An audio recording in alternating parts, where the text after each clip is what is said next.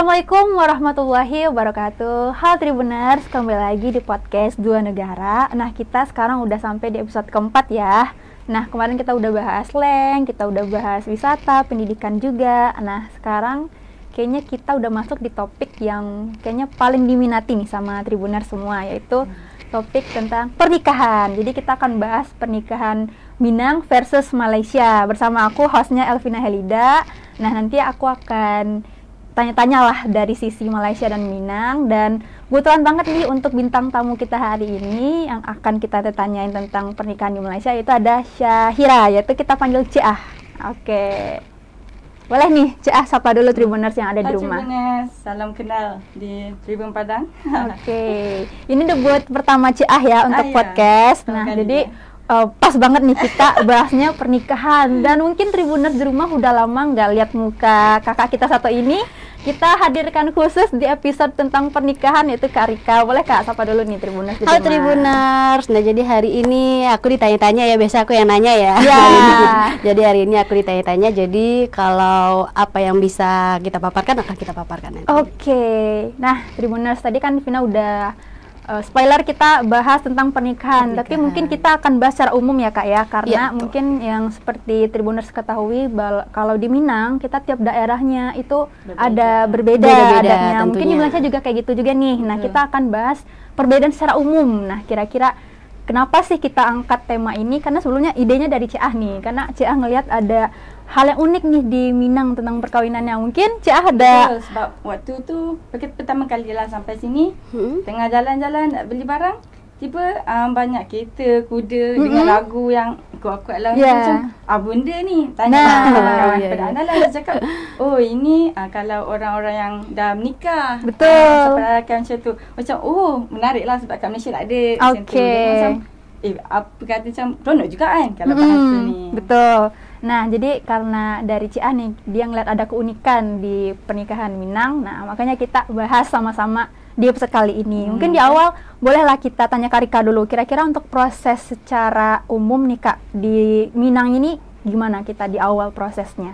Oke, kalau untuk proses sih mungkin dari awal mungkin ya, pastinya kalau kita mau nikah pastinya dengan sesama pasangan, pastinya kita harus perkenalan dulu dong sama orang tua gitu kan. Kita kenalkan sama orang tua, ketika orang tua udah saling kenal, nanti kita buat janji untuk pertemuan orang tua antara pihak laki-laki dan perempuan. Oke. Maaf ya.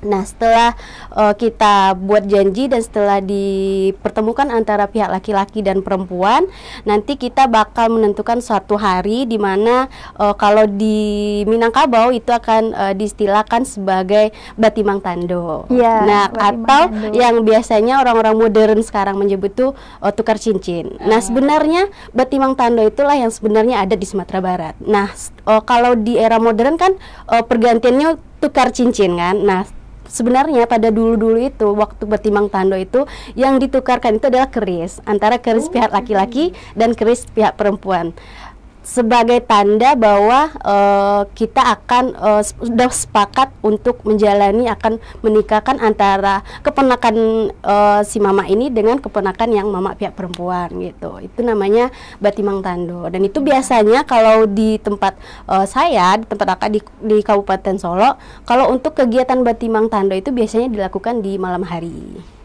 Di malam hari. Kemudian kalau sudah pas hari Batimang Tandonya, itu semua mama-mama, nenek mama itu dikumpulkan. Jadi kalau mama-mama, nenek mama itu kayak kepala-kepala suku gitu. Apa ya istilahnya sama kita? Para datuk-datuk gitu kan. Nah, itu dikumpulkan, disepakati di situ apa yang mau disepakati, kita tentukan harinya gitu. Kalau ada syarat-syarat dari pihak perempuan atau ada syarat dari pihak laki-laki. Karena di setiap daerah itu dia beda-beda kan. Kalau misal di daerah lain ada minta mahar yang seperti pembayaran, atau minta pihak laki-laki minta dibayar, atau pihak perempuan minta isi sudut, itu di daerah-daerah itu beda-beda. Sebenarnya tergantung kesepakatan antara mama perempuan dengan mama yang laki-laki. Nah, di mama itu Ciat udah tahu istilah mama itu. Jadi mama itu tokoh terkuat di Sumatera Barat. Jadi mama itu bagaikan adik atau kakak laki-laki dari pihak ibu. Waris lah, kurang waris dari pihak ibu. Paman Jadi kita, ya uncle. paman, uncle jadinya gitu. Jadi ibu nih kita. kalau di Sumatera Barat itu sangat berfungsi karena dia yang menentukan nanti untuk penerus proses-proses perkawinan ini, proses pernikahan, nanti dia yang ngurus. Nah, dan uniknya kalau kita sebagai perempuan itu seakan-akan seperti diratukan oleh mamanya. Jadi untuk pengurusan seperti berkas semua dia yang mendatang, data-data kita dia yang ngurus semua sampai jadi, dan kita sebagai pihak perempuan sebagai keponakannya hanya duduk-duduk santai aja di rumah. Nanti udah selesai aja nih berkasnya, udah tanggal sekian nikah lah gitu. Udah tinggal beres gitu karena sangat diratukan lah jatuhnya kalau di Sumatera Barat untuk pihak perempuannya.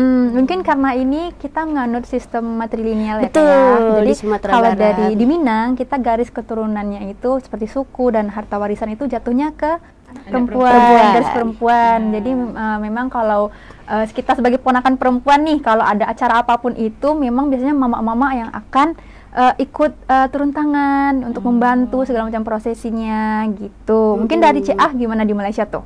Kalau Malaysia lebih kurang juga. Mula berpacaran lah dulu. Cari teman. Sebelum nikah harus ada partnernya dulu. Kalau udah cocok nikah gitu. Macam tu.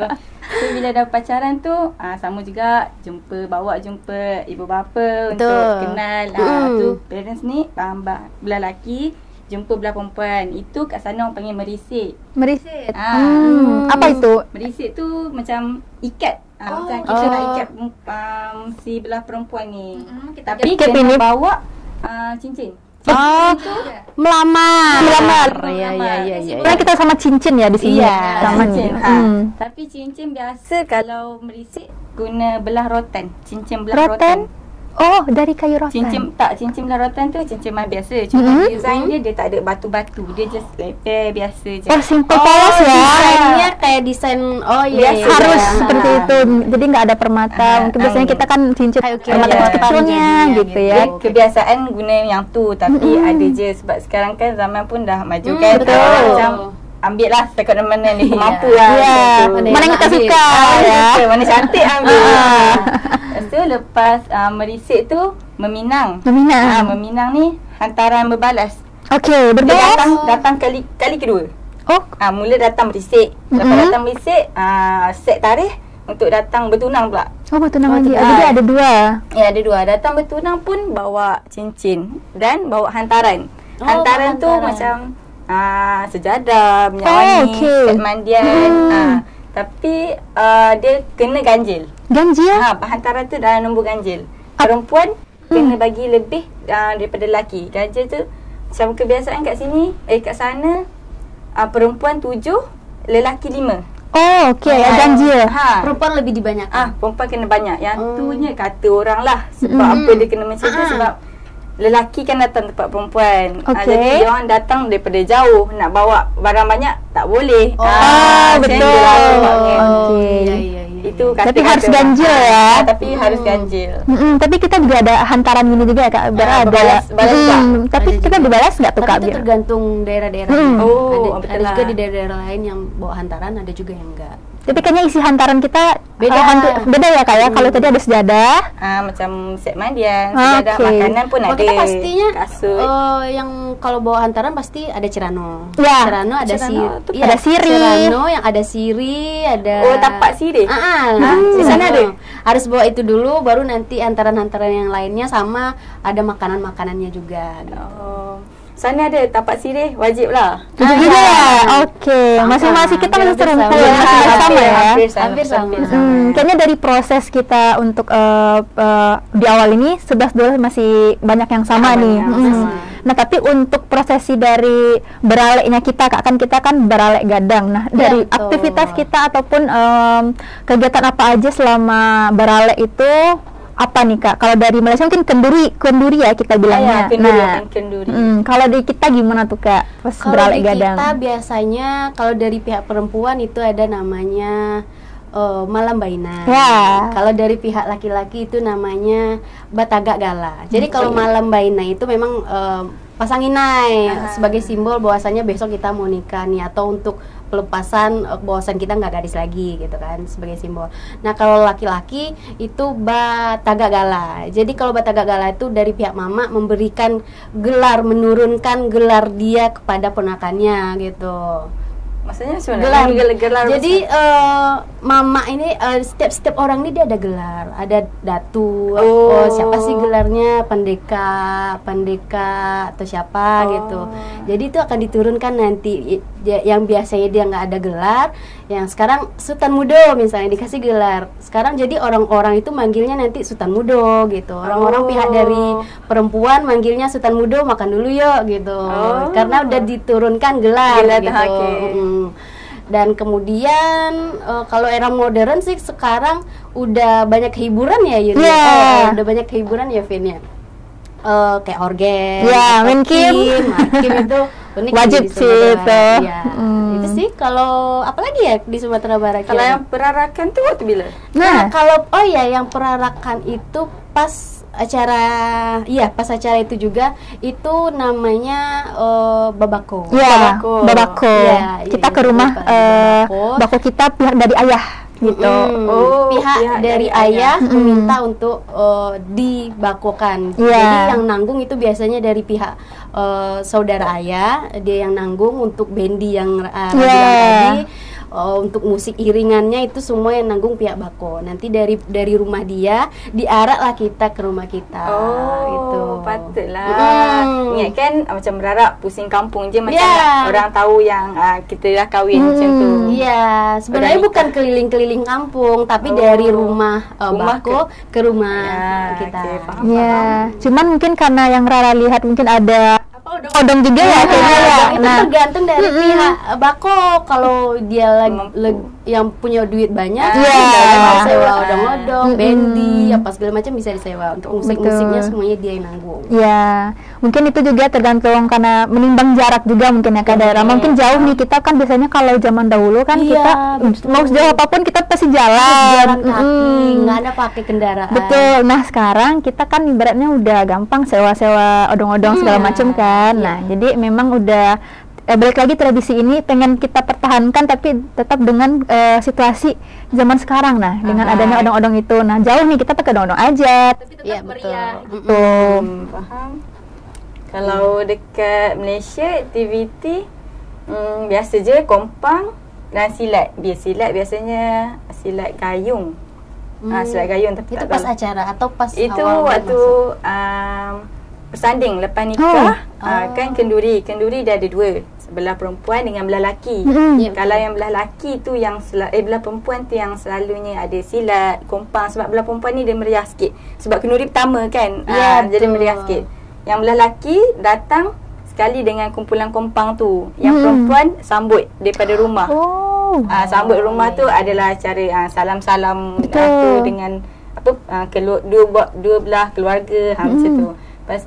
Lepas tu duduk silat. Ada pertunjukan silat gayung untuk semualah yang tu sebenarnya. Untuk kata hiburan lah. Ya betul. Lepas tu barulah makan semua tu. Tapi sekarang tak ada dah. Udah sangat jarang ya. Peredaran masa, peredaran zaman kan banyak dah benda yang tak ada. Tadi tidak ada lagi ya. Yang tu ada satu benda yang tak ada, coklat.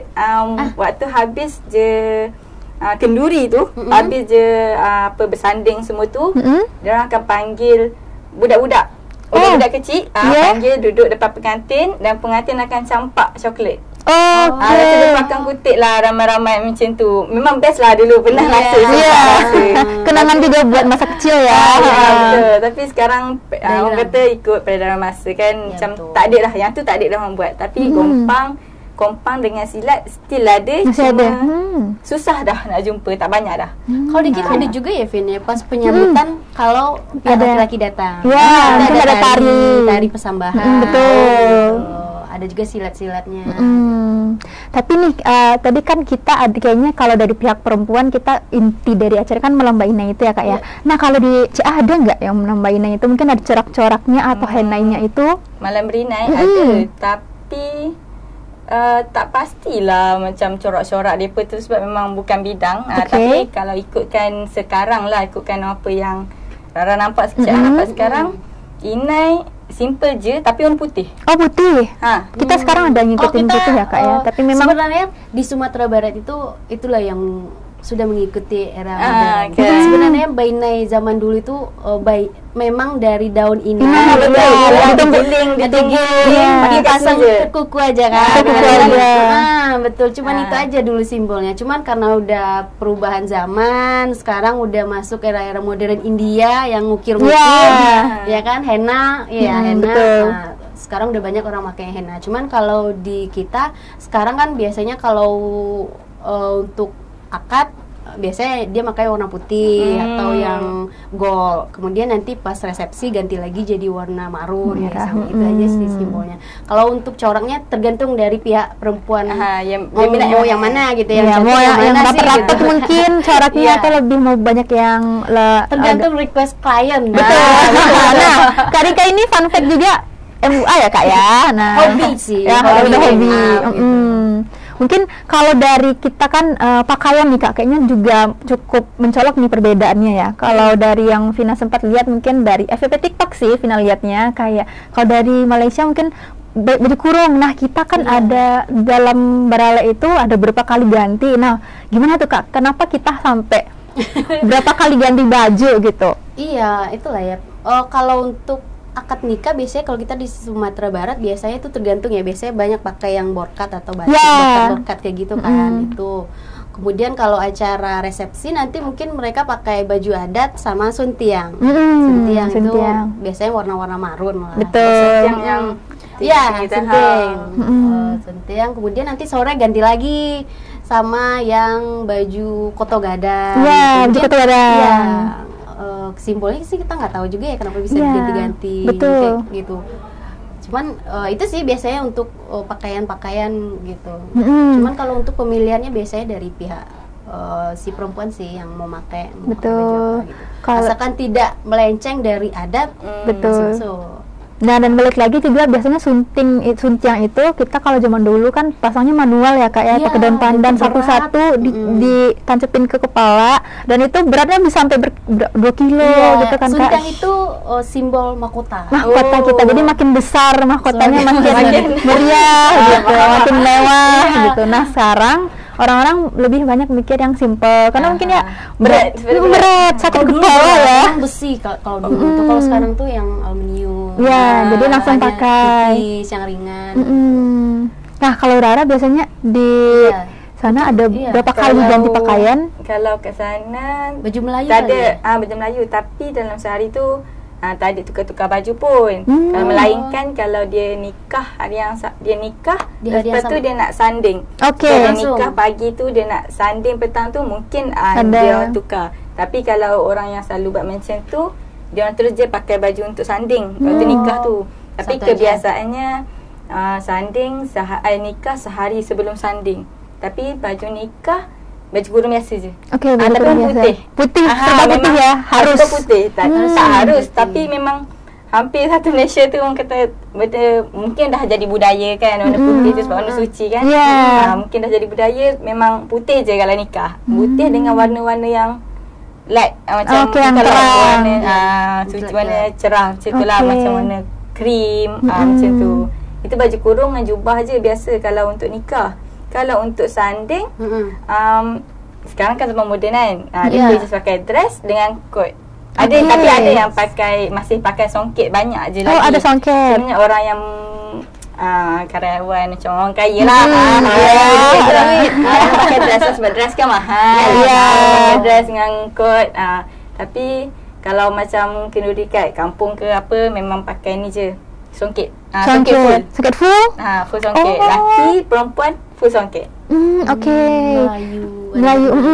Tapi tak ada tukar-tukar lah, macam tak ada lah adat macam kena tu, tak ada. Iya, mungkin karena di Sumatera Barat tadi karena udah capek mungkin pakai suntiang yang besar, jadi sore jam 4 itu udah diganti, udah dibuka gitu. Diganti lagi yang kayak kerudung ya. Sebenarnya kita lebih ke menyesuaikan. Mungkin kita generasi kita jangan gampang sakit kepala ya Kak. Jadi kalau orang dulu kayak kuat aja ya. Kalau zaman dulu kayak nggak ada ganti-ganti baju. Betul. Zaman sekarang aja yang sering ganti baju. Satu pun mungkin sebab kita orang kat sana start kenduri pukul 12. Harus ada jamnya juga. 12.30 hari start pengantin keluar untuk majlis resepsi mereka. Lepas tu petang habislah bergambar. Tu tak ada apa-apa aktiviti pun. Itu yang macam biasa je.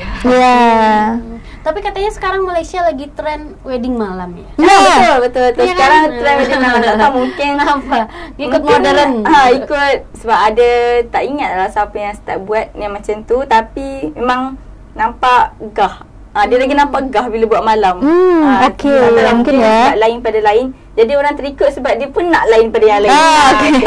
Lepas tu untuk jimatkan kos juga. Sebab malam kan orang tak makan berat sangat. Dia juga buat makanan sampingan. Macam mie rebus, macam tu. Nah, makanan ya. Kayaknya kalau makan, kalau kita gimana di kepikiran kalau misalnya perbedaan makan pasti kita agak ada perbedaan yang cukup signifikan nih. Kalau kita biasanya pasti ada rendang ya Kak, yang makan wajib.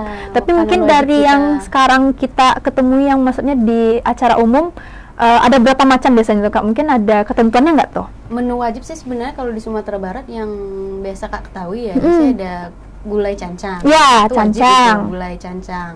Kemudian pergedel. Pergedel itu wajib. Terus rendang pasti dong, rendang.